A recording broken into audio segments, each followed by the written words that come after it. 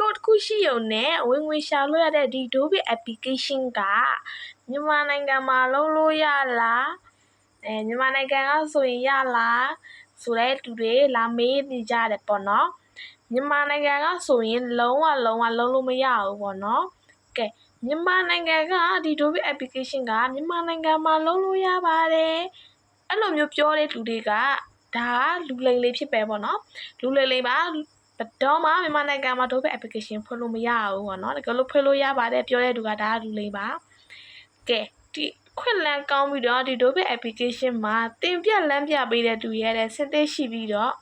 ကိုကသူတို့လမ်းပြတဲ့အတိုင်းလိုက်လုပ်တာနဲ့ကိုတိုင်းကိုကဝင်ငွေတွေရတယ်ပေါ့နော်ကဲဒီလိုမျိုးကစူးစမ်းကြည့်ချင်တယ်ဒီ Adobe application မှာလာရောက်စူးစမ်းကြည့်ချင်တယ်နေစားတစ်ဖက်နဲ့စူးစမ်းကြည့်ချင်တယ်ဆိုရင် comment မှာကိုလိုမက်ခက်စင်ကအကောက်ဖြစ်ပြီးတော့လေ့လာရမယ့်နေရာကိုလမ်းပြပေးမယ်ထည့်ပေးမယ်ပေါ့နော် glue ထဲကိုထည့်ပေးမယ်ကဲချစ်တငယ်ချင်းတို့တော့မသိဘူးစင်ကတော့အခုအရင်ရင်ခုံတဲ့ဒီ Adobe application မှာ